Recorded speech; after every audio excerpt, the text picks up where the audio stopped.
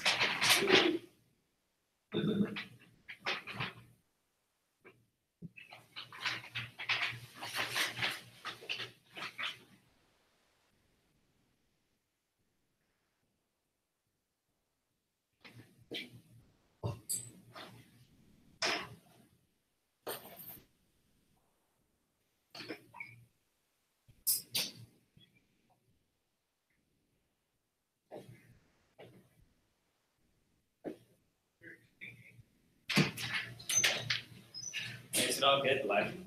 Yeah, everything's good. Everything's good? Okay.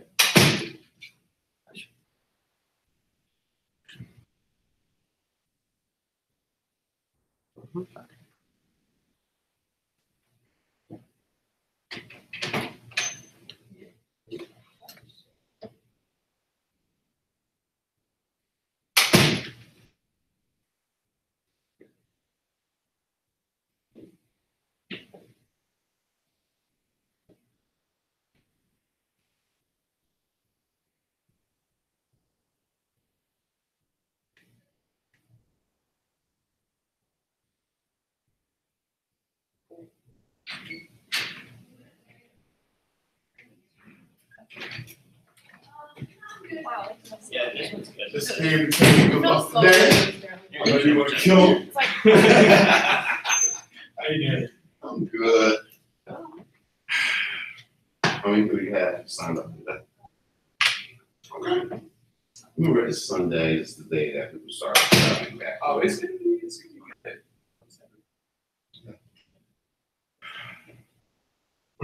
Were you here yesterday too? Yeah.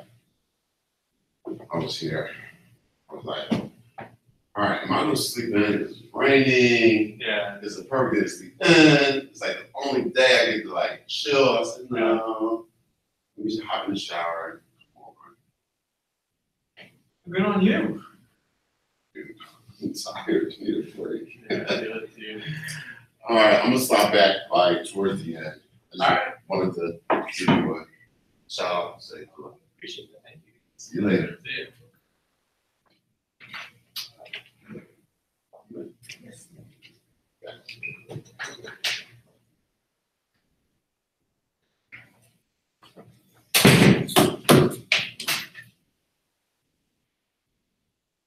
Hi, Hey, good morning.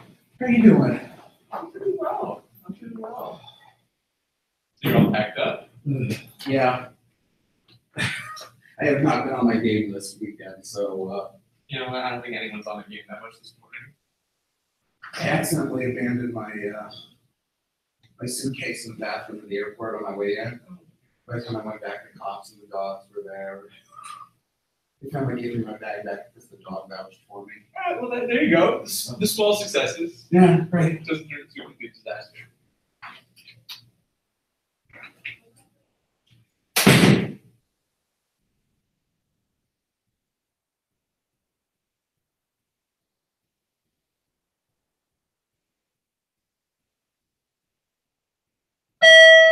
Good morning, Educonners. Listen up, we have a few schedule changes. What is printed on your program is incorrect. It is correct on the website. Session 5 will start at 11:30 or 11 and go to 12:30.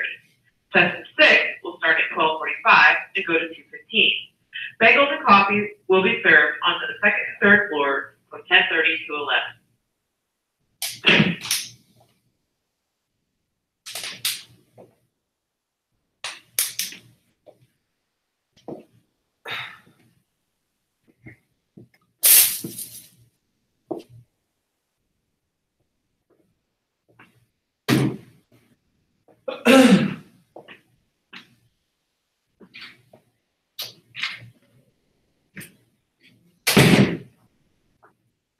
So where are you coming in from?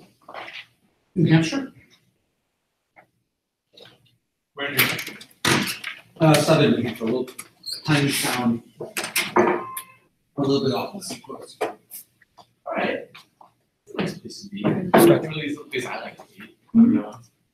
And when is this your first time coming to Edcon? No. No. Sorry. Oh, it's fine. It's fine. You're right. We used to come every year. It's probably been 5 years since I've been. Okay. We used to bring, several staff members, Mm-hmm. and this year I couldn't get anyone to come with me.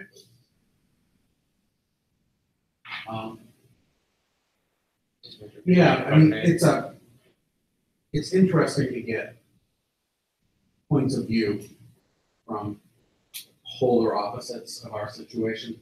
I mean, you could not imagine a more different environment Mm-hmm. than this. Okay. We're rural, Mm-hmm. all white. Yeah. Very sheltered kids, largely affluent. Okay. Um, And what about the pedagogy? Is it more traditional or is it? We're in a transitional period. The state has just mandated that we go to a competency-based grading. Okay. And to be honest, I think I prefer to better grades. Mhm. Not just for ease, Right. but because under competency-based, a kid can reassess as often as they want, Mm-hmm. and so none of the students will study anymore. Mhm. They'll wing it. Yeah, at least in the middle school, they'll wing it the first 3-4 times. Right. Right. Yeah. And the I know that teachers here in some ways deal with a similar situation because at least, and I've actually tried to do this a little bit this year in social studies, but for the longest time, the math departments of the SLA schools have done standards-based grading, which is basically the same thing, where they have standards assessments that the kids can retake, and they don't end up studying the first one. So it's the teachers always joke we should just start with the second quiz. We should start with the second half. All right.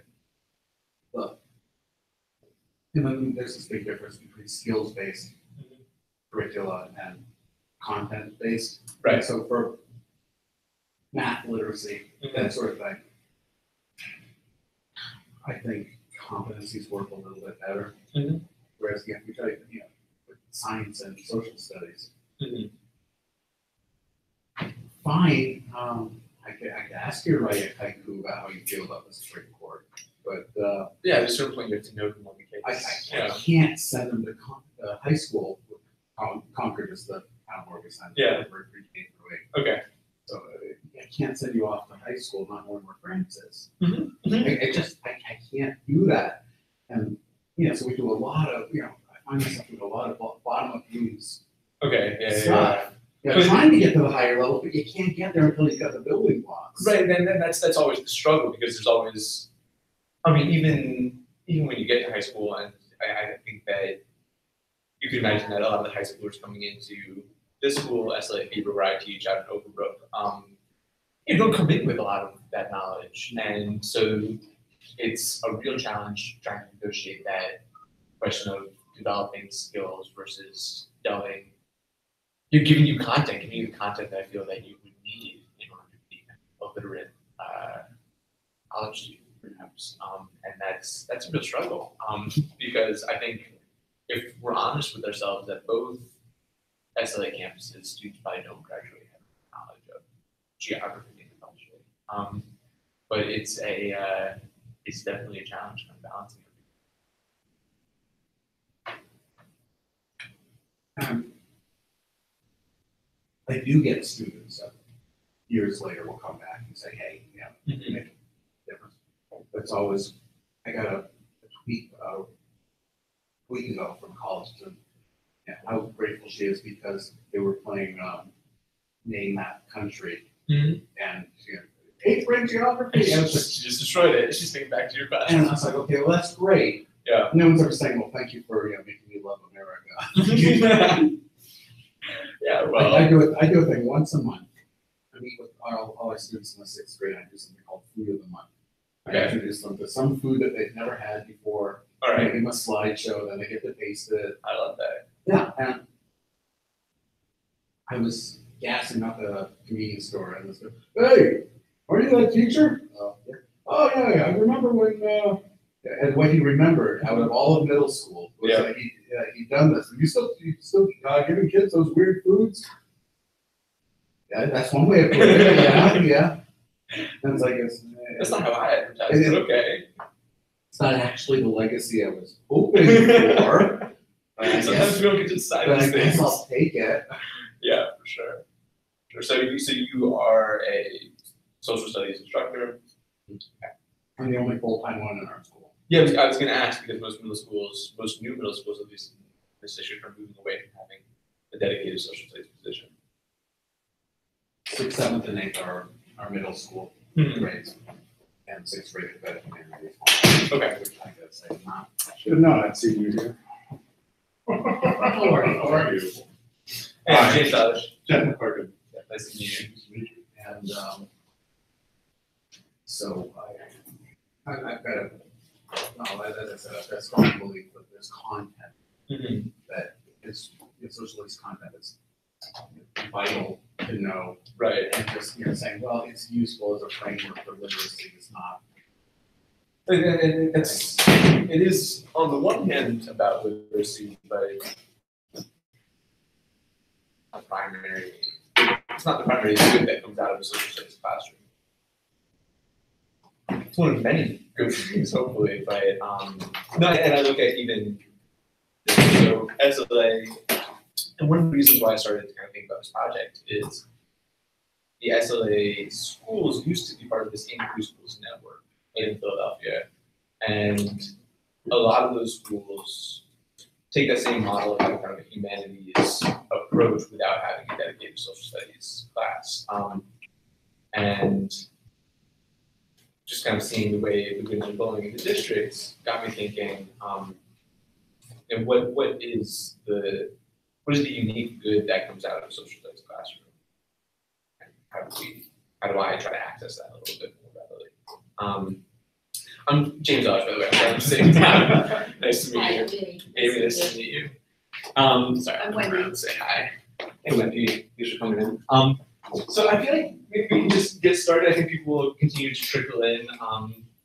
Just kind of introducing,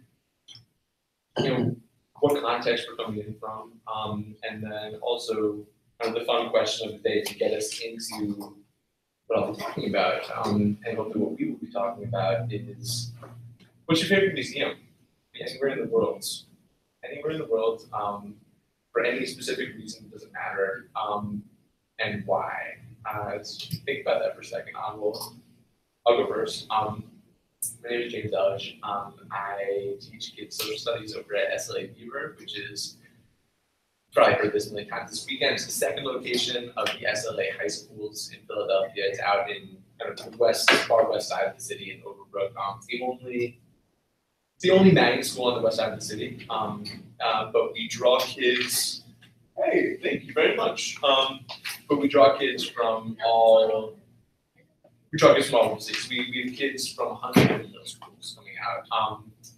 And I teach 10th grade political history, 12th grade political economics and global issues, and then an economics and personal finance elective as well. And I can't forget, I have an advisory of lovely seniors who are all trying to figure out what do themselves next year. So that's a big part of the job this year. And I guess the second part, my favorite museum is I grew up in New York City. So my favorite museum is the Morgan Library in New York, which if you haven't been there, it's this wonderful kind of rare books collection, housed in a very well preserved Gilded Age mansion. It's just a place to get lost for a little while. You can't get that lost, so it's pretty small, but it's a real gem if you've never been there. It's really worth it. I'm Amy Slarski. I teach English in a suburban high school outside of Chicago. Franklin Park. It's like a working class area right outside of Chicago, public high school. I have too many favorites, but I'll give you two. We went to as a family like we took a trip to New Orleans last year and went to the World War II Museum. Okay. And I'm gonna say I couldn't get enough. We have two young kids, 8 and 10. So they're kind of balancing. I mean, we brought them along to a lot of stuff that they probably wouldn't choose to do on their own, but we would have spent 2 weeks there. Okay, we want to go back. Second choice in Chicago, because I live there and I've been there a lot, is the Newberry Library, which is very similar to what you're talking about. Yeah. The access to all the primary texts, just be able to sit in the room, knowing how much history is in that thing that I'm really not allowed to touch, but I'm so close to, really kind of awesome. I love that. And they're so good about curating stuff. You can ask them for documents on the subject, and they'll pull them out ahead of time, and then you can take a look at them. Really very helpful. Yeah, I've been in Chicago for years and I never making me big regrets. Okay, every city has so much. Yeah, I'll take it. I did a really great professional development there one time. Yes. It was about place and travel. I can't remember all the things, like we created sort of cultures and stuff. Yeah, they do really good stuff there. Can't rank them. That's why I suck. That's why I suck. I'll give you Easy two. question. Okay. The Science Museum in London, very hands-on, very cool. I mean, there was this one exhibit back from because when the British ruled the world, they had this department in some ministry that was responsible for keeping track of the weights and measures of every local culture that they ruled. And so you've got this wall-sized filing cabinet with little 6 by 6 inch drawers with the official talent, the official whatever. Yeah. And I looking through there, I was like, man, if we lived in London, we could do so many units and do so many field trips here. And I can't not mention, this is one I heard describe it, the happiest place on earth, the Woodard Museum. We've got to be oriented a particular way for it to be the happiest place on earth. You know, and Woodard? No, but I just read that do they really have Einstein's brain? Probably. Wouldn't surprise me. They have lots of people. They have a lot of They have lots of very odd things that no one should still have. They've got the largest private collection of skulls in the world. Yeah, I've never walked inside, but I. Okay, I so- think the old obstetric. Oh my Oh, gosh. yeah. That is hard. Yeah, it is. But I mean, as Wow, a history teacher, Dr. Mutter put it together. Get back in the late 1800s, 2 women, identical ages, identical height, weight, and all that stuff. Took her whole life, and when it not, Yeah, that's Skeletons. particularly. and you can see because the corseted woman, the regular, uncorseted woman had the regular barrel-shaped. Yeah, it has the regular barrel-shaped rib cage, and for the corseted woman, it's spherical.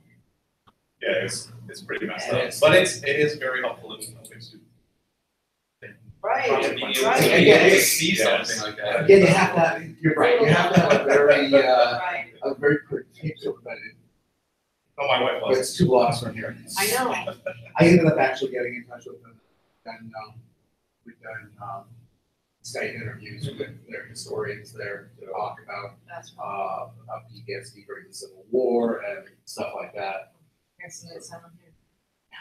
We spent time in the Franklin Institute, and I love that. That's nice. That's a nice little museum, but It's different. they don't have spinal.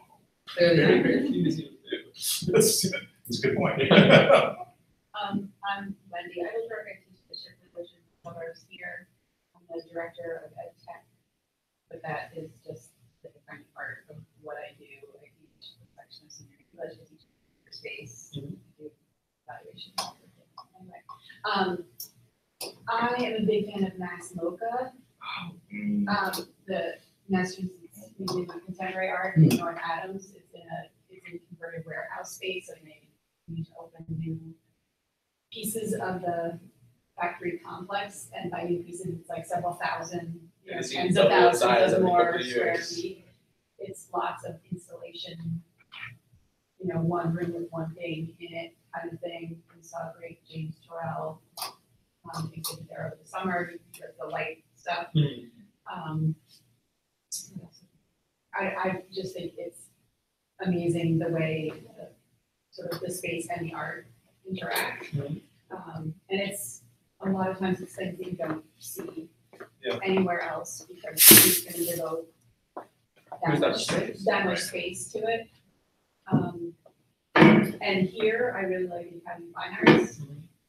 Again, I think I really like the building and then what they do inside. Now that they have the second building next door, they have sort of their traditional collection in the traditional building, and then they use the additional building for more traveling and other stuff. But I think they do a great job of combining the two and considering education and different programs.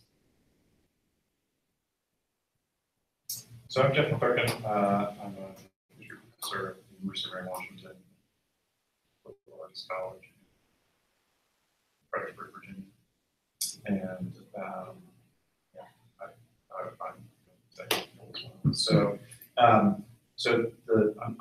I was never very interested in art, but on honeymoon we went to Spain and the Casa Museum in Barcelona, and I had always frankly dismissed Picasso because it's like, well, he can't paint real stuff.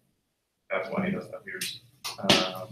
And then saw Picasso Museum, of course, has his entire sort of range of his work. His early stuff was like, oh, he's actually amazingly talented.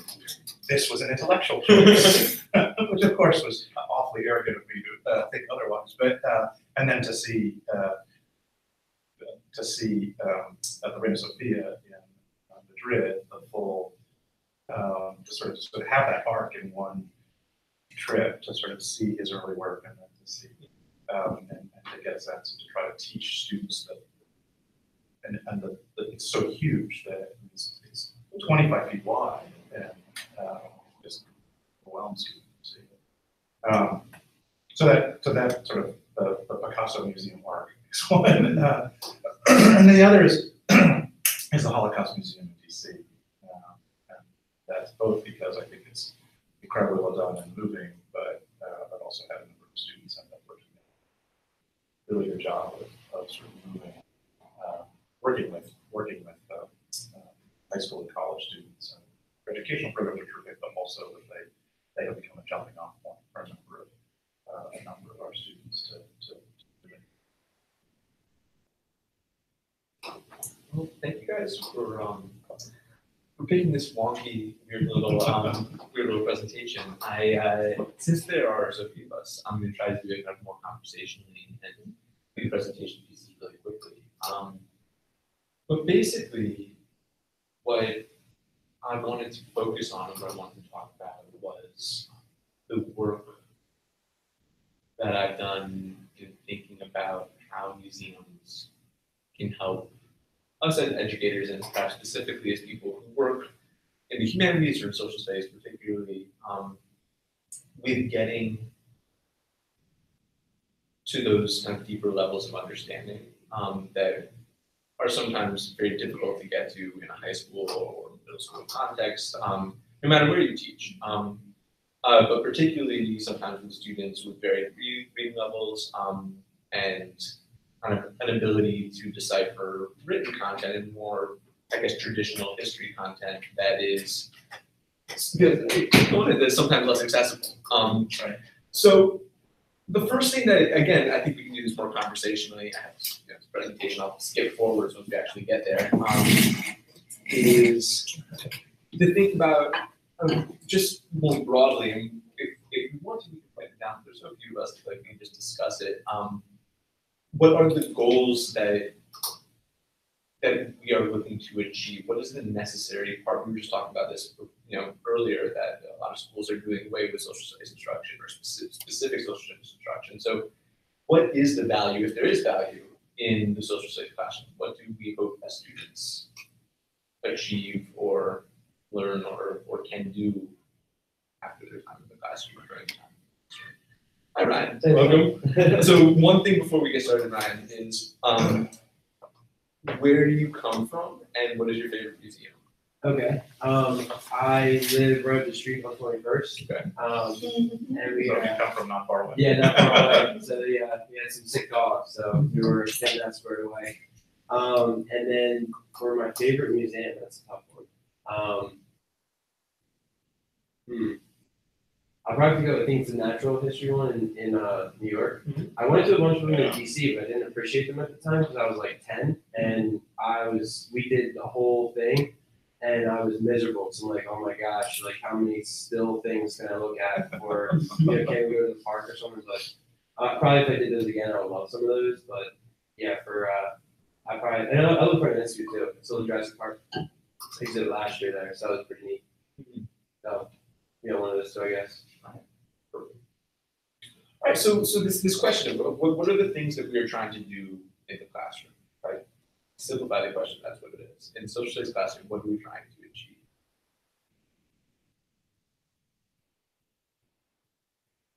Yeah, well, I just spent a semester teaching first semester college students, and at a minimum, the difference between primary and secondary sources. Okay. Yeah.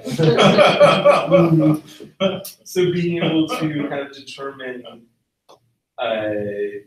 differences in source material. Sure. Okay. Yeah.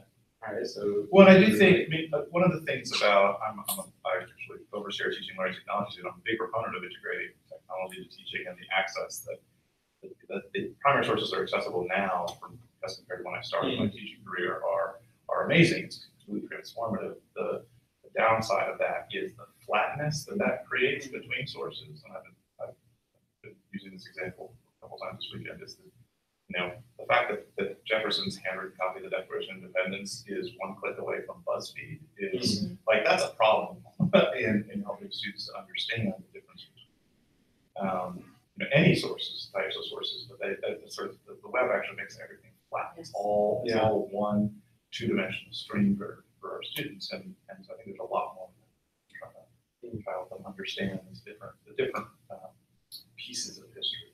Okay. Right, so yeah, if you're accessing things in the same way, right, they become the same. Right. What else? Well, I think in today's day and age too, with all this talk of the fake news and things like that, I think it's important for us to show the kids, give and provide them with the skills to be able to go out and recognize what are good sources, how to formulate their own opinions, because especially at the high school level, that's that time where you can still see their parents coming through a lot and what they believe in, but they're starting to kind of like crack out of it and say like, but wait, I have some life experiences that kind of show me otherwise, what they told me about, maybe this people or this thing that I should be adamant about. So I think it's important for us to focus on that part of it, like formulating sound arguments, backing up your thoughts with sources, and showing them how to go out and find those sources and find reliable, things that back up what they want to believe in. So like highlighting or being able to understand or decipher bias in source material, and being able to use all source material to build a thesis and back that up with evidence. Absolutely. It's a huge part of it. We were just talking, for the session about the most basic level. There's content, right? So if there is a curriculum that your school or your district wants you to cover, how do you cover that, right? If you feel like people should know where France is, not an unreasonable expectation. How do you build that into your curriculum, right? How do you get the content? Or just know those facts that people feel like they should know. I think the geography is a really tricky one because everyone thinks it should know it, and that is great. And it seems pretty clear that teaching it in isolation does not have any lasting impact whatsoever. But then when we try to integrate it into things, it's like the first thing that gets dropped. A lot of times when the time crunch hits, it's like, okay, well, we're gonna skip that intro geography piece of this unit of Right. wherever we're talking about. And then you swing back to like, oh, no one knows any geography, let's put in a 6-week unit of just geography, which is like, let's just burn up 6 weeks of time and pretend we're not having class because like I can get them to learn it for the test, but it's not gonna make any difference for the years down the line. Yeah. I feel like you go back and forth on the geography. I thought we had already sort of settled this, and now we're back to having this, unit. Yeah, it's funny you say that too. I just took my practice, so I'm starting my student teaching now. And the geography was far and away the thing I struggled with most. And it was like, I thought I knew where countries are and stuff, but then when you go into really in depth on those things, it's like, it was familiar, but it wasn't, I didn't know it for sure, I'm like, oh man, I'm really not great on this. This is kind of crazy. So But like, isn't familiar with it, Is that enough? is right? not enough. Yeah. It's hard to assess if we're familiar with it on a standardized test, but I feel like for kids in our classrooms, there is, I personally kind of feel like this sort of level of familiarity where, do I need to know exactly one of those countries up there is Sweden, or like, do you just need to know they all go up there? Right. If you're not Right. studying that area. And that's in depth. exactly what my concept of that is. Like, I don't know where any of them are. I just know that they're above Europe there. And it's hard to say, right? Right. It's hard to say which is more important. We can think about the things that make a social studies classroom unique and uniquely necessary. And it ranges from the content that you're covering up through being able to build an argument, decipher bias and sources. That seems pretty relevant in today's world. And the way I think about it, and I'll actually go to the presentation just for a second, is I think about it, and it's going to take a second just to boot up here, that there are, in my mind, people can organize this any way they want, obviously. There are kind of 3 levels to what goes on in a history classroom, at least for me. So probably museum asking. It's Bieber. I thought you were saying Bieber. Bieber. No, Beeber. SLA at And to explain it, I think that you're Justin. So goals in teaching history, a lot of things we just talked about. Developing critical reasoning, teaching historical reading skills, analysis of sources, right? You can read this list. It's a lot of the things that we talked about, and it's hard to say, how do you cover all these things in the time that we have available with students? You can't cover all of them necessarily all the time, so you have to make choices. So the way I think about it is 3 levels of historical analysis. So at the kind of first level, and it's hard to put a value judgment in this because I do think that all 3 levels are important and have have their place in the classroom. So kind of just because it's the surface level doesn't mean I think it should be done away with. I just think it is in a lot of kind of more traditional classrooms. Certainly when I was growing up in high school, we kind of stayed at the surface level and would write about the surface level, but wouldn't necessarily go to that next step beyond it. So surface understanding of historical facts, sequence, dates, geography, as your teacher or the district or your school has said you need to learn, right? So if you have these facts, learn the sequence of events, people, dates, and this is kind of the chain that has built our world. Next level, maybe critical understanding. So this is where we get into understanding what a primary and secondary source is, or understanding bias and building argument. And I think that is in some ways easiest to cover and easiest to build in a social studies classroom with the content that we have available and kind of the that we have in some ways in our curriculum. But I think that can also be done in any classroom, right? You can look at certainly different sources, different streams of writing in English classes. You can do it, in a lot of ways in math and sciences as well. I think that the thing that's really unique about history and social studies is this third level, the level that you get to in college maybe, but you never get to in high school. Or the meta or historiographical type of social studies knowledge, where you're looking not only at building your own argument or building your own thesis based off of the sources that you have analyzed and you know the difference between sources, but it's a step beyond that. It's looking at the arguments that other people have developed based off of those sources and understanding the historical basis for those arguments, and then being able to dissect and find your own truth amongst them. It's difficult for me to say, it's difficult for students to grasp, and certainly, I don't know if you remember this from, I don't know, any classes that you've taken, but if you go back to kind of the historiographical sources in college, they're not accessible for high school students. They're certainly not accessible for the high school students that, are generally being taught in this district, certainly with some exceptions, but just kind of as, if I'm trying to access most students in my classroom, I'm not going to be able to bring in this piece that the professor at this college just wrote on, Great Britain's reckoning with its colonial past in its historical writing, right? They're not going to be able to read that. So the thing that I want to talk about today, the thing I'm excited about, is how do we get to this third level? So how do you get to this historiographical level of analysis, or kind of thinking about not only how do I think about this history, but how do I think about how other people think about this history? And it's not easy, right? Constrained by time, constrained by the reading level, and sometimes it's just difficult to understand why that level of analysis is important to begin with. So enter the museum. I want you to think for a second about field trips that you have either led or been on to museums, and what were you asked to do, or what did you ask students to do on those field trips?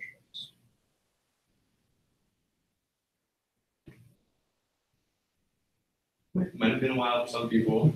Yeah. When I was in history back in high school, we took a trip over here in the Old City. We did a scavenger hunt. So we were putting teams with the rest of the class, and we had it was like go see Betsy Ross's house, take a picture with the Liberty Bell, and then it was pretty cool though, because not only were we going to see the places, but we also had to learn to navigate the city and follow maps and things like that. So that was like an aspect that I didn't think of at the time, but we were learning to do that. As far as how safe it was, we had like 2 chaperones for people. So Sorry. So like okay, that part of it too, they probably took a huge risk, but it was an awesome trip though.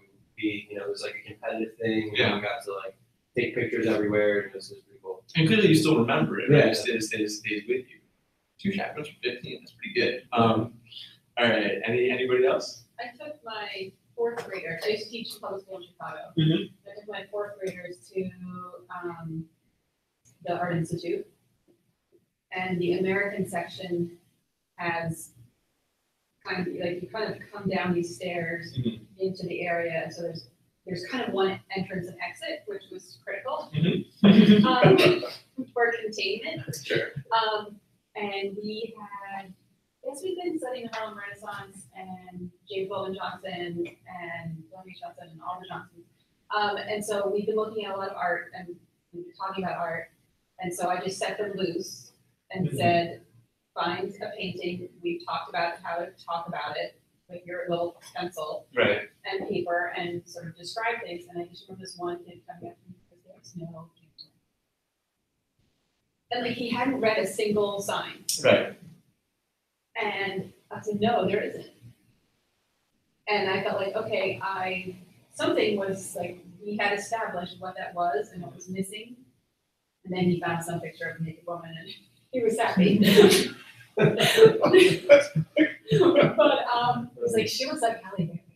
Well, I have not seen Halle Berry naked. This is before some of her like other films. Right. I was like, but you can write about it if you want, as long as you follow the steps. But my plan was not to kind of say what isn't in the museum, but I think what it actually did was for those kids sort of say, hey, where is, and what else are we talking about? Jacob Lawrence, like where are these artists that we've been learning about? Are they in a separate gallery? That like look like us and whatever. Why are they not here? This is the American section. Where are these Americans? Yeah, and that's if that's the question you arrived at. And it that's- wasn't, I don't think I did that well, because I just discovered I could get a free trip and like, great, we should see some That's- art, Yeah, right. you know? That's Um, the whole and- thing right there. But I think it did serve that purpose, and had I been a little bit more reflective at the time, I would have been able to get around to that.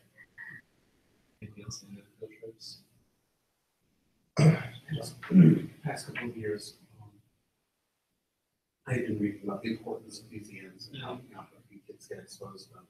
And because we're a little more than an hour outside Boston, looked into it, and we could take our seventh graders to the MFA.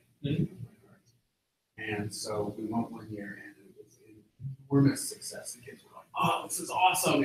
And we didn't really go in with much of an agenda. I had given them a few things. Okay, find this in the Roman section as we were studying the Roman Empire, you know, that kind of thing. But that wasn't the successful part of it. You know, they were really loving the art and talking about it. And then the next year, they went to last year, and it was boring. Just depends on the group. It just depends on the group. And you know, my thought was expose them to one of these classic grand museums, you know, with the porticos and the arches and the domes. And you know, you've never been in that. Right. No, it's beautiful. It's the grand dam of like art museums. And I don't know. I'm wondering whether it's worth doing it again this year, because by the time we get there, and we have to break for lunch halfway through, and then we have to leave early so we can get back to school in time for buses. They get about an hour and a half in the museum. I went with my daughter's fourth grade class from Northern Virginia down to Jamestown and to do the living history exhibits there. It's a 3-hour bus ride each way, and then at the end of it, so we were there actually going through living history exhibits for about 2.5 hours. We were on the bus for 6 hours, right? And I just thought, this has got to be a better way to do this. But my framing of that might have been influenced by the fact that they put on Disney's Pocahontas on the way down. My head just And that's an interesting way to visit. That's for sure. It was not critically, I'll tell you that, not critically. We bring all of our students from, like, we're just in the summer, so like, we're at the art museum, Right. we go to the Penn Museum, history, so. You guys what do you do with the museum? Usually see the Egyptian galleries, and then, I don't know if they still come and do the antiquity stuff. Sometimes when we're there, we just sort of blaze through a whole lot of other stuff too, and peek in the Chinese section. And Right. the ancient Near East galleries were closed for so long, so we kind of got out of the habit of Right. going to see them. And then sometimes we've gone to see the Chinese collection of the art museum, but it doesn't really line up as well with time period of what they're studying. Right? Middle school kids come into Philly a bunch of times, their language classes to see art of whatever background they're studying, and they do some city projects where they do some walking, get a sign. I think the 8th graders get assigned a block that is empty, and then they plan a building there. I think these museum visits fit in the same sort of tertiary sort of levels that you're talking about too, right? So one is just to get them to see a museum, right? To get a sense they may not have been exposed to it, or different types of museums. And you know, this is it. You're going to the museum for a specific set of, we're building on things that were already in class, and then, but then to think about the museums as constructed spaces, get another level. Right, and so you obviously see where I'm going with this. The idea of going to a museum and seeing the objects there and making them tangible to the students, there's immense value in that, right? That can't be discounted, because I mean we've all been with that student, whether it's a class that works well one year or less well the next year. There's in my experience always one student that just, at the very least, that finds something and is just awed by it and connects with the material in a way that they just could not otherwise in the classroom. So that's incredibly important, and I don't mean in the rest of what I'm going to say to just discount that, because taking students to a museum and giving them this gathering time is worthwhile in that it gets them to interact with the objects there, and maybe one of them clicks. That is worthwhile. But I think museums, at least if we're trying to somehow access that third level of historical understanding, present a unique opportunity, because they are, if we treat them as such, they are historical actors. They are institutions that are making choices about how to tell a story, how to tell a narrative in whatever gallery they're in. So there's been, at whatever institution, there's been a curatorial history of how these galleries have changed and evolved over how long the museum has been open. And if it's the same objects, that's a good question to ask students at the beginning. It's the same objects in this gallery from point A and at point B. Why have they changed in the past 20 years? Well, what were the choices that necessitated this change? So it's difficult to read a historian and say, this historian has made choices and is representing this narrative in a specific way. That is possible for students to access, but difficult.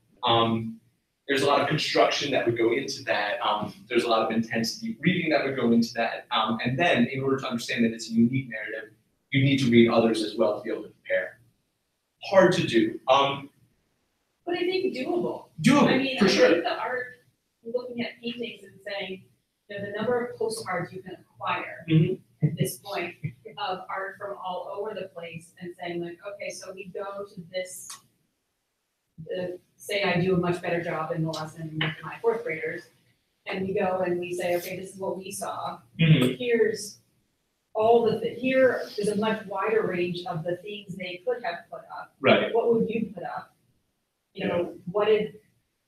Let's make our little museum in here with the postcards. Right. Who would want to come to yours? Right. Who wants to come to the other one? And what are each of them telling people? And that's my contention, is Yeah. that it's easier to do this with a museum than it is to do with anything else. So you have surface observation, scavenger hunt, right? Critical. What do the choices say about the culture on display? What's the story being told here? Have you read the little cards attached to each object, right? But then that third level is accessible in a museum. It's how have these objects gotten here? Is the narrative in this gallery honest and accurate? Are the people here represented, fetishized, or other? What historical perspective is represented? Because if you take students to actually see the gallery, or if you show them the gallery online, or you Skype with the curator or the education specialist at the museum, those choices become clear. And if you take the time to kind of unpack that in class and set students up for it, they start to interpret the museum as a historical actor in a way that they just never seem to, at least with me, when they're reading a historian or a secondary source. So just a little bit of background on kind of what my experience with this. Museums, first of all, this varies by museum, but often bring resources and partnership that is hard to find in most districts. So they have access to grants, they're always writing things. They often have education departments that are underutilized or looking for partnership, if that makes sense. So Yeah, sometimes I think we really got to test out some project, some sort of whole, set of lessons that Penn was working on for something or other. Like we went and can we test these things out on you guys? right, like yeah, please let me be the guinea pig, Yeah. right? So, Please, we'll bring our kids, you can use them on your own. right, so that's exactly what happened at both these institutions. So for the past 3 years, I have taken my world history students to the Penn Museum. And then this year, I started a new partnership with Eastern State Penitentiary, actually along with school. You'll have a chance to go see a presentation by them. The workshop school, they're on the west side of Philly too. Basically, at both these places, the partnerships worked because the education professionals there were willing to make the museum problematic. So it's difficult to work this kind of curriculum. It's not impossible, but it's more difficult to work this kind of curriculum in with partners who see the museum as somehow sacred or as something that is not to necessarily be questioned in the way that this kind of curriculum necessitates questioning. But the Penn Museum and Eastern State Penn have been fantastic partners. I'll focus mostly on the Penn Museum just because I have 2 more years of data with that. But with my seniors in political economics, we were studying mass incarceration. So looking at Eastern State Penitentiary, which at the same time has a wonderful exhibit going on mass incarceration. Check that out, it's really incredible. But also at the same time hosts a haunted house that kind of plays off this idea of the prison as kind of this terrible place full of bad people. It's difficult to square those two things. So taking students there and discussing with the education professionals that they have there, why are these choices being made? Well, it turns out they need to run a haunted house because they need to make money to keep the museum open, right? And so for students, right, it's the big thing during that time of year. So for students kind of be able to see that and see that there are these choices being made by an institution that's just supposed to show history is incredible for the seniors. And then for the sophomores, with whom I teach world history, the Penn Museum has been an incredible partner. So I don't want to jump ahead too much. But what the Penn Museum has done, and I think what most anthropological museums are willing to do, is discuss the often difficult history of how those museums came to be and how They get all that stuff. and why, yeah, exactly. How do they get all this up? And why does this museum exist, right? Why are we making these museum exhibits that are, for lack of a better word, dead about cultures and people that are still very much alive or were alive until they weren't? So what the Penn Museum has done with the students they have is they have a great opportunity there. There are 2 exhibits that they have in particular that work very well with the curriculum. So the part of world history curriculum that I decided to tie this into is colonialism. I just thought that it would obviously work very well with the nature of the museum and the times at which many of these collections were established. And the Penn Museum has a wonderful exhibit on Native American art and history, and a less wonderful exhibit on African art and history.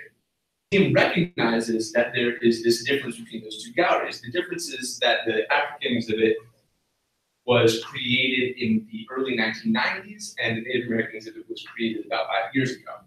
So they come from 2 different eras in museum pedagogy and curatorial choice. And so what they've done is the students come visit, they look at both galleries, and there are certain choices that are made in the Native American exhibit to confront that history, to actively confront the history of the museum. So to explain the provenance of all the objects, explain in the museum's past about having to return some of these objects, about how they are approaching those issues differently now than they once did. And the gallery makes a real effort to show that Native American culture, in all of its many different shapes and forms around the country and Canada, is still very much alive. So the objects range from the 1700s up until the present. And so kind of connecting these together shows Native American culture in a very different way than when I visited the Museum of the American Indian when I was 10 years old, or the Natural History Museum again. They may do things differently now, but certainly when I was there, it was a different type of exhibit. And then the students go from that gallery to look at the African gallery, which makes none of the same efforts. And the tour guides and the education professionals from the Penn Museum acknowledge that this is something that they need help with, but they're planning on redoing that exhibit. So to have the students come in and with the knowledge that this gallery and this exhibit is imperfect, and with the task of providing criticism to help make it more perfect, allows them to play with the museum in a way that deeply accesses that third level of understanding. So the way that I would, again, that you could break this down a lot more, but the ways that I would recommend doing this in a classroom are relatively simple, but I think, and I want to clarify, I think this is possible anywhere geographically, because even if you don't have access to one of these museums, the wonders of our online world are, a lot of these galleries are online. So I'm not going to get into it now just because there is not enough time. It's one of my pet projects. There's a museum in Oxford, England called the Pitt Rivers Museum.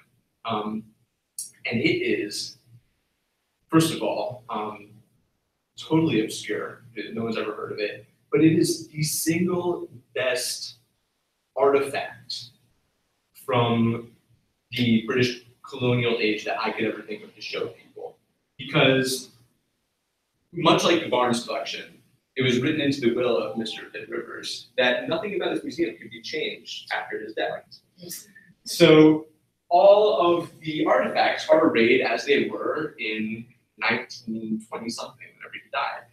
And it is an incredible museum if you're interested in artifacts, but if we're talking about fetishization and othering, it's just one weird collection of artifacts next to each other, kind of built up on top of each other in these old 19th century cabinets. And it's this curio shop.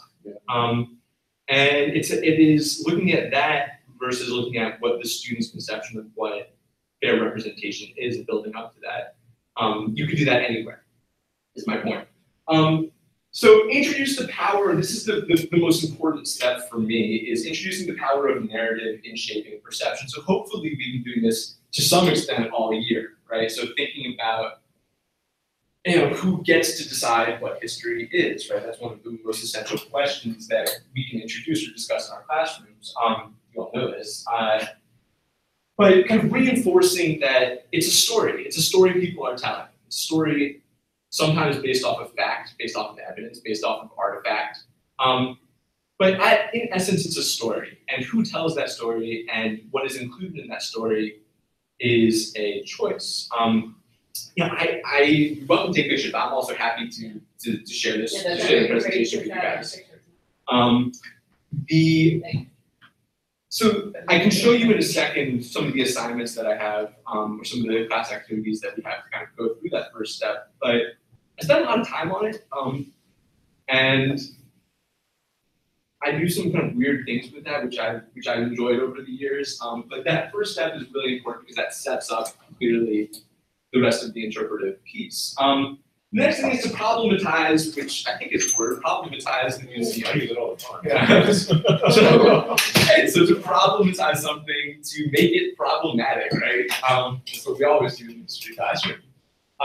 So to highlight past museum controversies in order to emphasize that the museum is something that is a choice maker and has made a lot of mistakes, both out of ignorance and other things in the past. So there are a lot of ways to do this. I have talked a lot in my classes about the ownership of objects, right? Who owns the objects in the museum? How did they come to be in the museum in the beginning? And a lot of that is from colonial era acquisition. So the world of history is kind of your oyster at that point, because you can look at museum controversies happening in the present. There was a big one in Michigan recently about the representation of Native Americans. I forget exactly which museum it was. It's a smaller kind of regional museum. But there were huge protests and a lot written about it. And you can see the galleries and you can ask the students, why do you think people were upset about this, right? What is the root of the real anger that appeared over this issue? And then asking them to kind of analyze the choices the museum made and whether they would make different choices. You could go more classically and look at the Elgin marbles, right?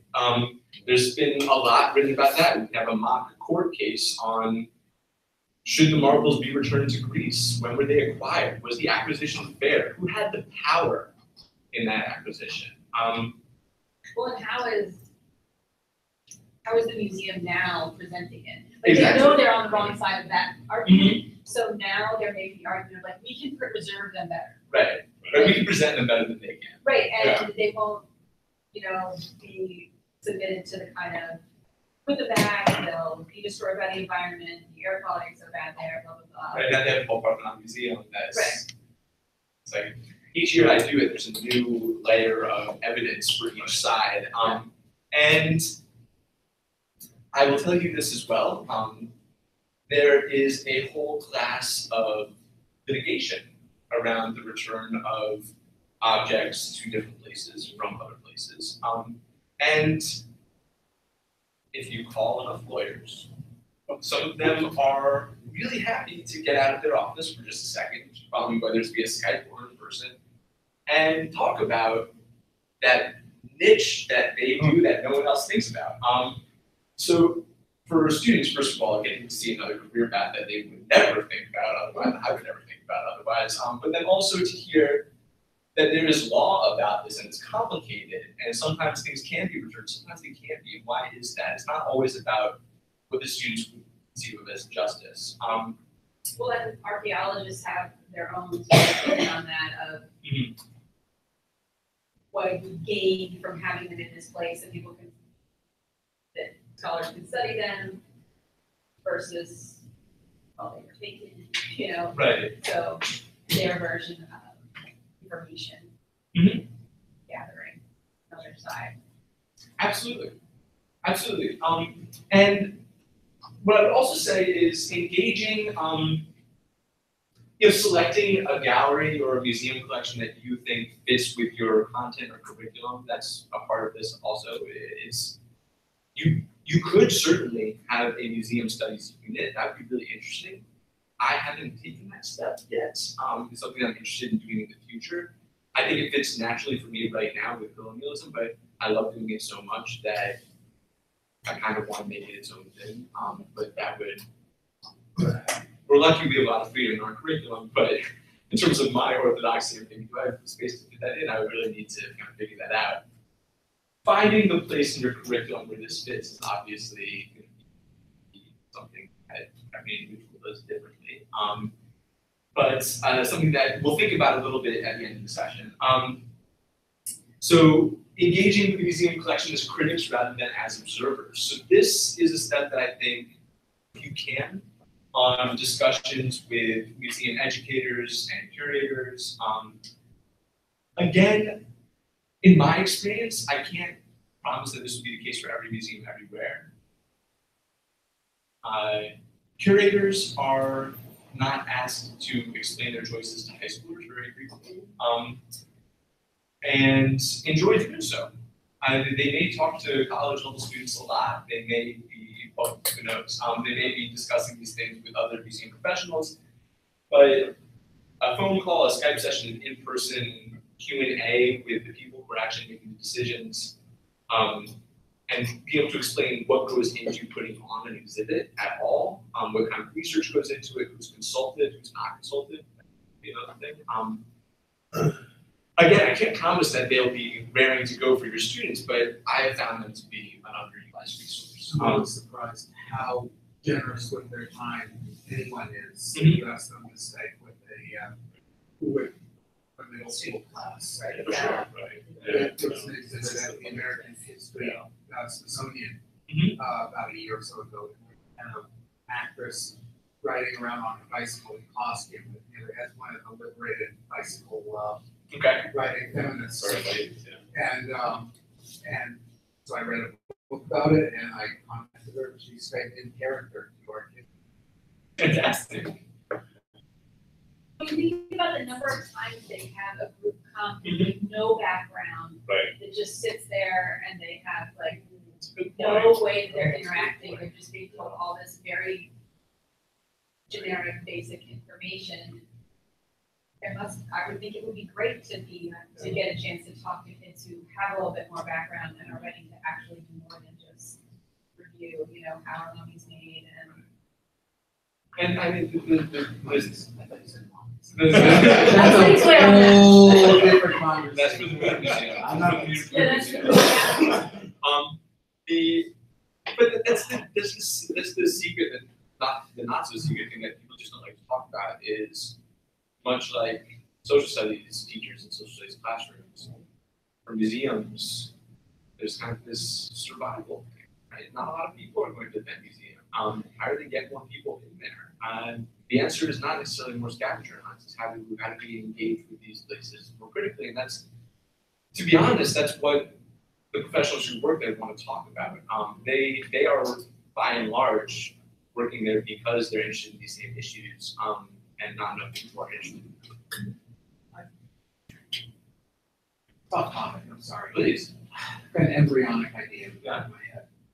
I was just thinking, well, you know, what can we tell about a society by the way the exhibits are set up? Mhm. What if there was some terrible natural disaster and our society was wiped out? The only thing that survived was the Football Hall of Fame. How would future historians, what would they think about our society? Right. Because I was thinking about, like, all we think about the Egyptians is their obsession with death. Well, you know, who knows if they were really that obsessed with death, but the only thing that we've got of them is their funerary art. Right. And so I'm wondering,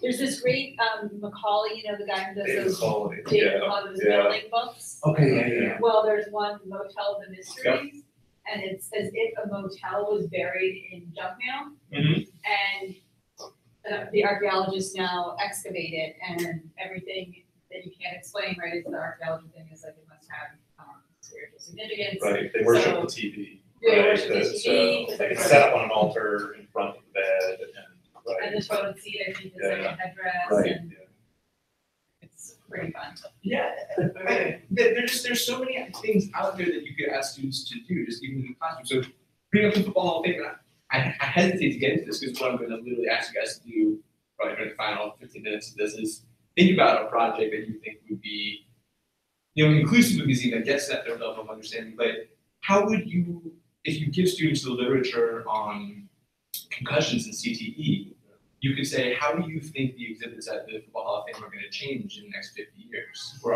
are they going to change? Or is there another story that needs to be told here? We're going to perceive this museum 100 years from now. Just other interesting questions. I would never have thought of that, but it's an interesting thing to think about. So what I have up here is, if you are a recent college graduate, this is probably pretty familiar. It's, I don't know whether you use it at your schools. It's an online classroom. We use Canvas. Other people use Blackboard. They're basically the same. But this is the beginning of my colonialism unit. So just to kind of look at the different assignments and how I start to set things up. Again, this changes every year. It's never perfect. But the first two assignments are about that storytelling piece. So the first one is this question, appropriation versus appreciation, because that, I think, gets to the core of how museums are interpreted and how museums can be problematic. And the way I get at it, you could do it any way you would like, because there's this music video, it's a Coldplay music video, that, here, I'll show it to you. Why not? You won't be able to hear it that well, but you might as well see what it's like. It's set in India, and it's this white British rock group using all these Indian motifs, and there's been a lot written about this from both sides, saying that it's this beautiful video that shows kind of it's not showing the people in a bad way necessarily, they all seem happy, right? But it is maybe highlighting a part of India that is more mystical and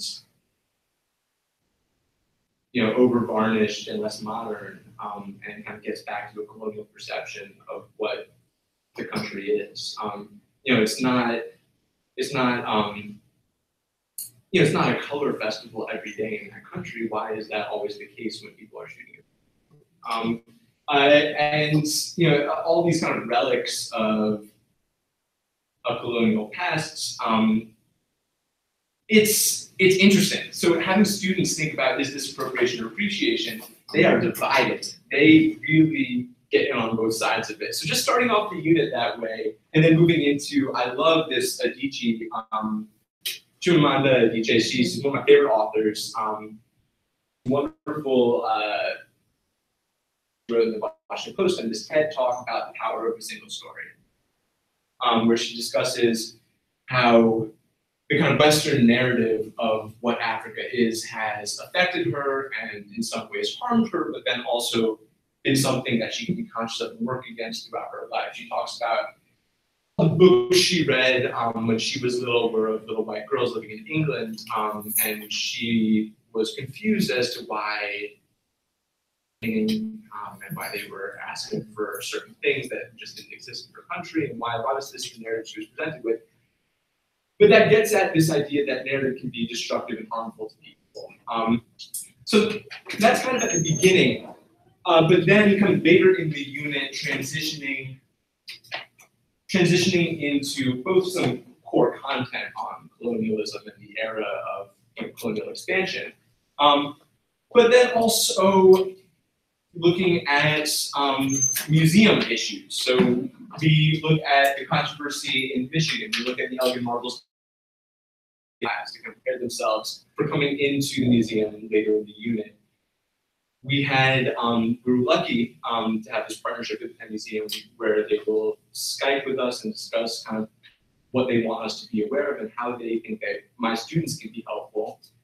I don't know how much they'll actually use it, but it's good for the students to think that their criticism will be used in kind of developing this new gallery and what role they're going to play.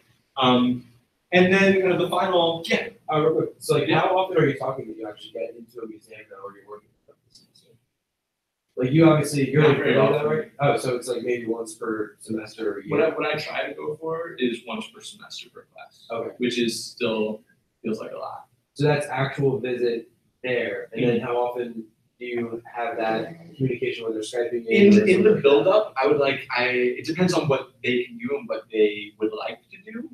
But generally it's been twice or before. Okay, So they'll have a Skype session, the students will develop questions, and then we'll come back and kind of lay the groundwork for the actual visit. Okay, so generally you're focusing on like a unit for this museum integration? Yeah. More so than, okay, gotcha. Yeah, and if I could do one for every unit, I would love to. The truth is, it's just a lot of work. And it's difficult to do. So, with the number of classes, it just ends up being, if I can do one per semester, that's good enough for me. And the eventual project for this unit that I asked them to do, that I'm thinking of changing this year, which is why I'm going to use you guys as free labor to kind of hopefully develop some more ideas, is I had them develop their own museum gallery, right? Off of, the content had to be, tell the story of a culture anywhere in the world that was affected by colonialism. And tell that story as authentically as you can as this teenager living in Philadelphia. And I got a whole range every year, I get a whole range of content, of assignments coming back from that. And it's clear that some students don't get to that third level of understanding at all, or can't translate that into the project. They might be able to during the individual assignments on appropriation or appreciation, but somehow that doesn't come through in the eventual project. But for some students it does. So I'll just show you some examples. And so what a lot of them did was they would create kind of these galleries in PowerPoint and walk us through it as they go through. And what they had to do was give an introduction to the gallery and then explain how each piece within the gallery helped to tell this narrative. What was its purpose? So this was a gallery that focused on Aboriginal Australian art and artifacts. And what this person did, and I'm gonna say they did a really good job, was they chose artifacts that specifically showed that, first of all, Aboriginal Australian culture still exists today, but then also highlighted the interaction between the kind of colonial authorities and the Aboriginal population, and discussed how that was both a kind of severe impact on culture at the time, but then our memory through these objects continues to be impacted by that lens. And they you can see that two of the four artifacts that this person drew from were from the British Museum. Now, why are these Aboriginal artifacts in the British Museum collection? That was one of the layers that they had to think about for this was, where are these artifacts coming from? I tried to limit them, again, online was difficult, to museum collections. Find these within museum collections. They're all searchable. Some are more easy to use than others. But find these within the museum collections so that you can see where they're coming from and how they got there and where they still live, right? And where these stories are still being told. Again, another Aboriginal Australian piece that brought in media and some contemporary painting. Rapid Provenance is kind of a film that they wanted playing in the background in their gallery while people were viewing the other artifacts, because it's this movie, this story of these really kind of horrific boarding schools that Aboriginal basically kidnapped to during the colonial era. They took this, and a lot of them really ran with it in, the way that as a teacher, having a discussion at the beginning of the gallery about stereotype and the danger of stereotypes. We're showing a John Wayne movie. What's going on here? Is this realistic? People who were creating this know it wasn't realistic. Well, yeah, they probably did, but why did they still do this? So the student work was not all at that level, certainly, but it can get there. And it never got there when we weren't doing the museum stuff. And for sophomores, what's interested in this museum work is, if I think that's what's special about a social studies classroom and what you do there that may be unique, how can I do more of this? And so that was my thought process. I want to have some time for questions, but I also had maybe a short task for you guys to think about. Again, free labor. Outline a social studies project just in your mind. I don't think we have time to write things down right now. But think about a museum or a gallery anywhere. This is a thought exercise, right? So it could be a museum that you would never be able to take your students to. It could be halfway around the world. It could not exist. It could just be something where it don't exist because this is what I'm teaching. I'd love to do this in this way. But think about what would that trip be? Where would you go? And what would you want students to get out of it? What would you want them to produce? What would the assignment be?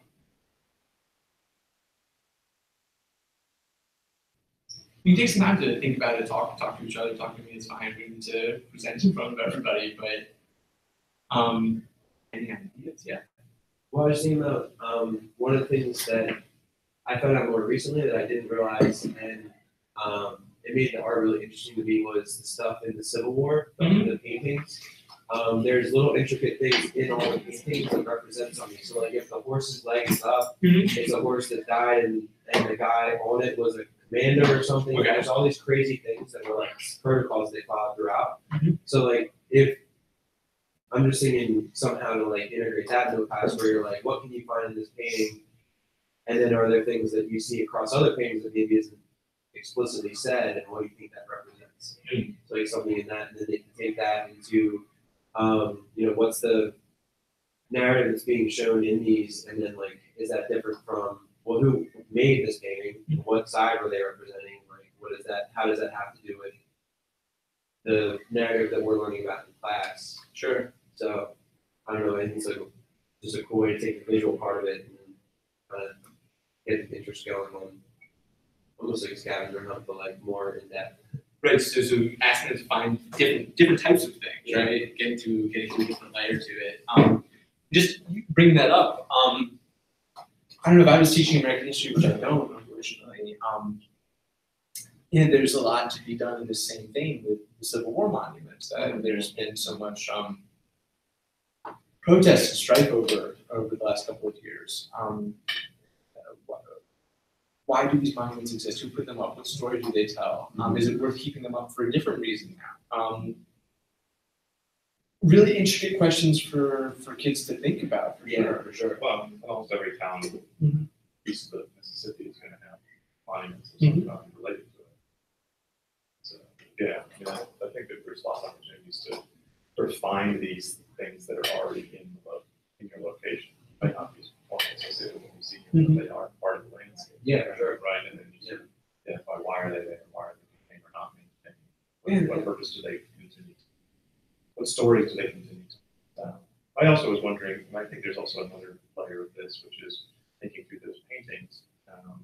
You know, if you had a high quality image of that painting, I could also see a project in which your students annotate it in a way that identifies the background, but also like highlights the raised leg. Yeah, That's what it means, or right, or you have all these digital collections, and we have this layer of annotation tools that exist now, both in and text annotation tools that allow us to add a layer of commentary on top of. Yeah. I was looking at the Pitt museum site called it has these 360-degree views. You can actually walk through that museum virtually now. Yeah. And so interesting to have students do a layer of annotation, and you have to. It'd be interesting to see what you've had very cooperative museum partners, but how cooperative would they be if you had students adding a layer of digital annotation on top of their existing sites, or right? How far can you push it? Right. Yeah. Right. It would be a nuanced conversation, but I just think there are lots of opportunities. I happen to. Because I teach college, I teach a new studies program as well. So I have students this semester who are working with the James Monroe Presidential Museum to actually create a walkthrough tour where they'll interview curators for obscure objects, and so pop outs that they're creating the exhibit, and so this conversation I think I need to have a little bit more explicit conversation with them about the narratives they themselves are creating and reinforcing. But I just think there are so many opportunities to sort of have students create. I think that producing exhibits, if we do so in a way that is conscious about that narrative, really brings to the core the reasons that these museums have evolved the way that they have and developed the way they have. And that history itself, of course, is a constant revision of the narratives we tell, because times are different, information's different, so it gets to that historiographic lens. Even if you didn't want to make a whole new exhibit, take an exhibit that was there and say, okay, let's say you add A remix. a new remix, or you add new content.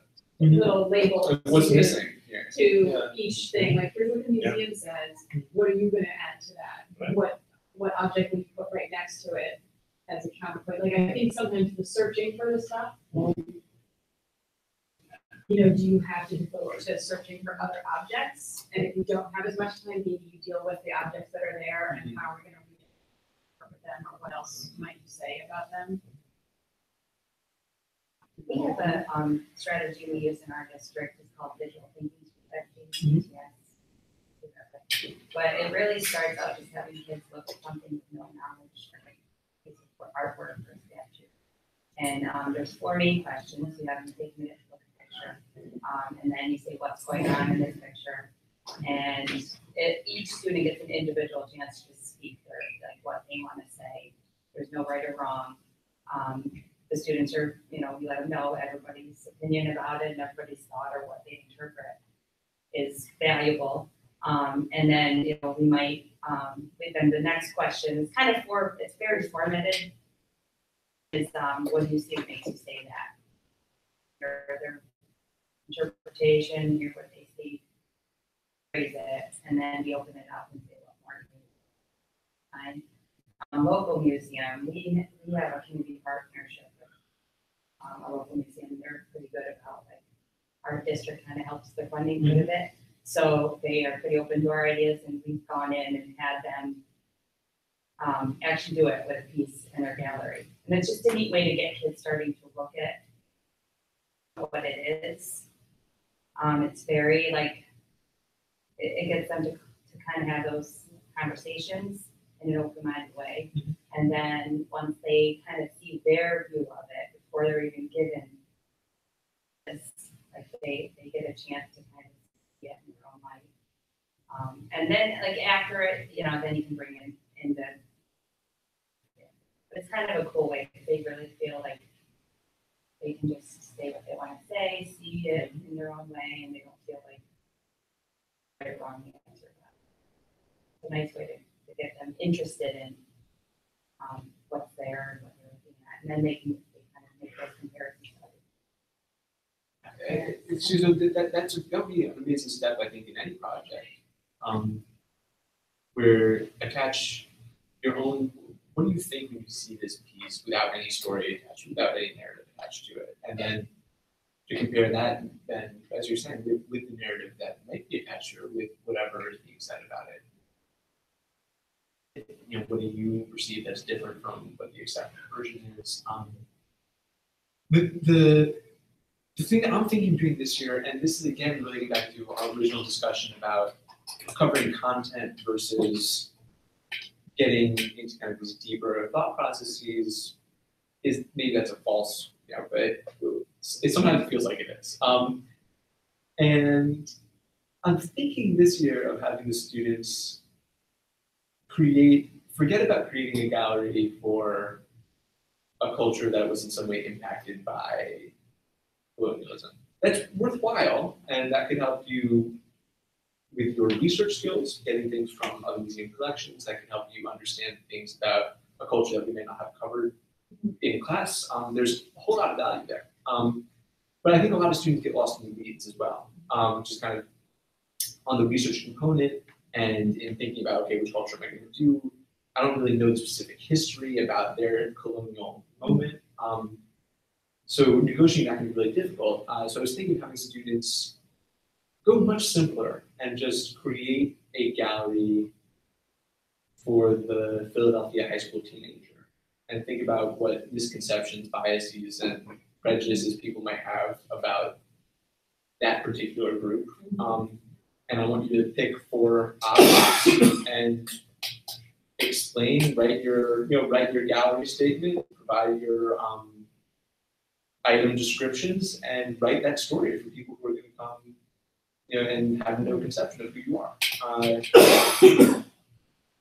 Again, that loses some of the content angle, but I feel like I might lose fewer students in getting to that.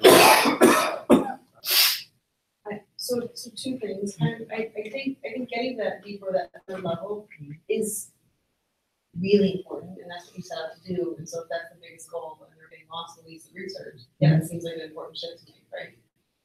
And I do think that when you boil down like the purpose of a high school education, a lot of people would say like we really want our students to become critical thinkers. We want them to be like, you know, we want them to be critical of the fake news, you know, and everything they absorb. Like we want them to be able to like function as a human being when they leave here in like an intelligent, like thoughtful, critical manner. And I think the coolest thing about like all the stuff you're asking them to do in the museum is it empowers them to start like asking those questions that they're allowed to ask. Yeah. Like who had the power? Like because like storytelling and like narrative, it's all about power. Whoever has the power. Right? So that's so cool. Like tell a 17-year-old, like they're allowed to ask those questions and you want them to ask questions and they're really important questions to ask. So first, thank you. And there's love that like this frames that, like it's a choice. That's really awesome. And then I'm an English teacher, not a history teacher. So I also want to just like offer the like interdisciplinary bridge because everything that you would be asking them to do in a history class actually like, relates a lot to what English teachers have been doing for decades already. The idea that like when an author creates a text, like whether it's fiction or nonfiction, either way the author makes a lot of choices. And even like the way the Common Core is written now and the standards that are written for English teachers, it's really about analyzing those choices that an author makes to create the text. And so the skills that your students use in your English class is actually like the same, which is really kind of interesting. The same skill that you're asking them to think about like a museum curator. So maybe like it's not that difficult. Like that's I don't know. No, I think that's a great mean, if That's they a were great doing point. any narrative writing, personal writing in their English classes, Yeah. it would be a good time to maybe do your project at the same time. Oh, sure. To think, how do you tell your own personal story in words and what objects, or have all those words in a museum, you have some of them, Right. you have objects instead. And again, like that selection of detail, like, Right. what are you choosing to put in and what are you choosing to keep out? Really important for the museum is that, and it's important. Those numbers. You get those Yes. guys who get Tells those you stories. story. Oh, for sure. Yeah, she said that in my service. I restrained myself, but now it's full blown going. Sorry. Yes. Are you familiar with Sam Weinberg's work? Yeah. Yeah, it's because I actually, there's this historical thinking and other unnatural acts. He's an education psychologist at Stanford who works specifically with historians, history education. And help create, if you're a history, Oh, yeah. proto-history teacher, write this down. SHEG, S-H-E-G. SHEG, reading like historian lessons. Yeah. Saved my ass on numerous occasions. Yeah, I think it's really helpful to sort of, because he basically did this 20 years ago. We went and watched how people read. And then the first thing that almost every historian does is like, well, who wrote this? When was it? You've given me this typewritten piece of paper, like, I need to know the content. Like, nobody else does that. Yep. Right? No other profession, no other students, right? The historians, unnatural thinking, right? But I found that's really useful to just explicitly have that conversation with students. This is how historians approach this. Right? So this is how, understanding the way that the different disciplinary approaches to texts and to sources can be really empowering for them if they get anything. That's what you were saying before about freeing them to critique what is, especially in history, a master narrative, right? The textbook, the Yes. standardized curriculum, the coverage, the books, right? Side textbook. Right. So getting them down incredibly. I'm actually gonna have my students, I'm teaching an English class, but it's fantasy, so it's Fantastic Places is our theme member, and their final project is to create an immersive environment. We're gonna look at installation artists and we have some rooms that are old boarding school rooms that are in my fantasy world. We sneak up there and take 2 of them, and 2 of the projects actually get turned into life, but like in real life, it will probably just be a model or a description. But, it doesn't have any historical content necessarily, but what they create after reading various. I wish I could understand. I feel like what I need to do is start writing to museums and ask them not to change their galleries. It's more modern and Well, not until you arrive. right. Right. But I think for museums, if they're looking to be institutions that are alive, should show and own that evolution. Preserve that piece of the museum that shows a past that maybe you're not so proud of, or that you would like to change, so that you can explain to people who come how things are different, or to be able to provide that educational component. It's because to be an artifact, I guess, in more ways than one. But I don't know how much success I would have with that. No, there's still big swaths of the American Museum of Natural History in New York. But you're like, oh, okay, we're still doing that. Huh? One or two decades, absolutely. And I think that Yeah, right. There's a In its own way, fantastic museum of Boston, Harvard Museum of Comparative Zoology, and it's old school, big glass cases with a bunch of stuffed animals. Just an excellent taxidermy work. yes, right. Well, not compared to the There's up in Smithsonian 2 lions sticking down a water buffalo. Yes, that's right. It's Uh, impressive. And I found out that expert is still alive, actually. Sorry.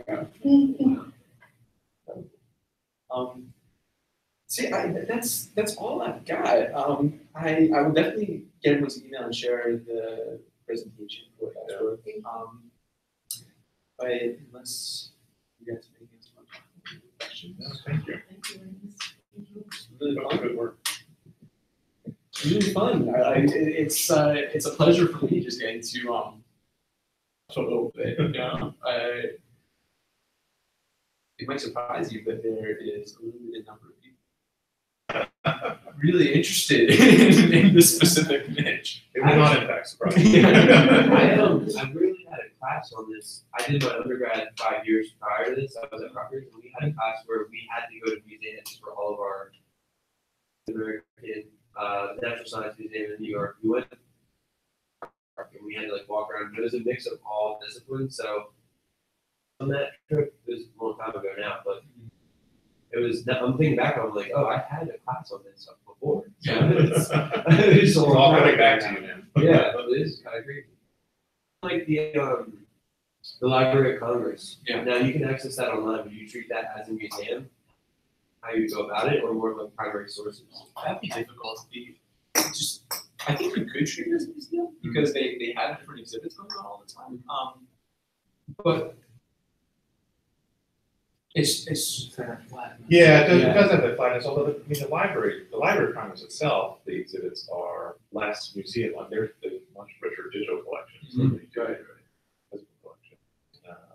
National Archives does a lot of stuff, but it's as well.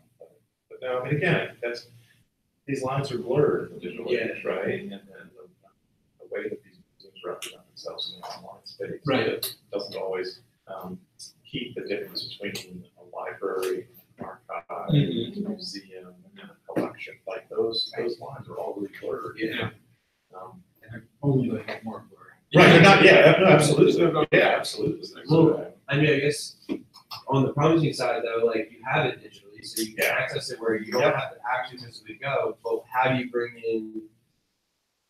you still get that powerful experience of seeing it where they're not just like, oh, well, I can look up anything online. Right. You know? Right. Because nothing, even like, 'cause I think that's where we come in as like human beings, Yeah. right? Like my ability to like tell stories when I was like standing in the post office, Brendan Brickman was post office, like postmaster, and I was standing on the original floor. Right. Like if I actually might be able to like not inspire all 25 kids in the Right. room to go travel and maybe not to that post office, right? But if I tell the story well enough, like I can like that's the other thing, like you mentioned earlier, like what's the museums, like part of it is just inspiring them to like get out Yeah. and go travel and like go learn, and so Here's another, we've been messing with playing around with some ideas with the Jason Road Presidential Museum to do some 3D scans of some of the things and then create 3D files that you can post online. Yeah. You can actually print out, so you can print out the bust of Monroe there. You can try to do it with the desk he signed, the Monroe Doctrine. But there's something But You're those are right, there's complicated, something yeah. about that, having the authentic piece. I was Yeah. at a Gilbert Learning seminar a couple years ago in New York City. And we went to the Gilbert Learning Center and they passed around two objects. One was a bag of James Madison's hair. oh my gosh. And a couple of the girls that were being were like, oh, that's so disgusting. I was like, oh, this is really cool. Yeah. And another was an actual letter from from first incarnation of the KKK. A terror letter to, I am the ghost of so and so. You try to be a good boy and follow the line, and with the misspellings and it's so powerful. So.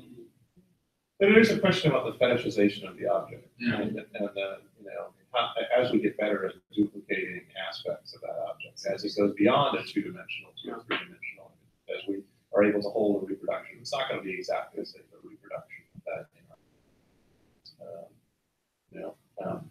Again, I think there will continue to be a value of visiting museums and to getting close to those objects. But in some ways, an object in a glass case that you can't get any closer to than that is not as powerful as a digital copy of that you could zoom in on in a way that you wouldn't be able to see that closely. I've got a collection of Civil War bullets that I got on eBay. Right.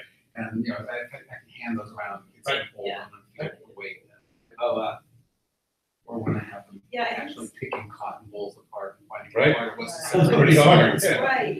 Yeah. Marching through Valley. In the winter with no shoes. Yeah, Let's make this really. that is You what can have your shoes and get back to the bus. Yeah. She was just march them, so she's like, appropriately attired, we are going, and she just like marches. But I feel like those sometimes, it's hard to balance that, because I think sometimes the experiences like ignite curiosity, Absolutely. right? Instead of just, again, like that flat, like the contrast. Right. And there's something that's just special, it is special from the student side, from the teacher perspective, to get out of the classroom. Yeah, and that's right, I don't want to. No, but and just being able to use, Google Art to look through the collection of those view things and think. I don't want to end things, but I do have to ask, what's your name? And what is your favorite museum? We all answered this already, so. I would probably say the Aaron Street. Oh, that's so good. Yeah. The final I don't know, Yeah. it's hard to make that distinction, but I'd say that's. We the all first cheated, one. and did more. You guys are all this No, stuff. yeah, none of us followed your rules at all, so. I love you. It's like growing up around DC, where basically all the museums are free, you guys end up going up like, wait, does not every, like, how much, what? Yeah. That's why it's just me a member. Yeah. Yeah, I'm right, a member of a lot of museums in Yeah. the city, so Right. I can go and if I get in there, I'm like, you know what, I'm just not into it today, fine. Right. Yeah, if you don't feel beholden to the price you pay. you get- Right, Yeah. I'm not And gonna you be don't feel everything. reciprocity. Yeah, Yeah. I can join at that level, but. right, yeah, Yeah. Sometimes I can afford membership. But. right, can your students, No. right, yeah, right. And Well, it's again, like- we're back at the Priority. digital I access, know. that, yeah, Right, I know. I've got a friend who, Thank you. researches membership in any museum that's in that museum. So she'll buy like a membership in like a museum. She's got reciprocity at her. I mean, I have. So, okay, so it's staid,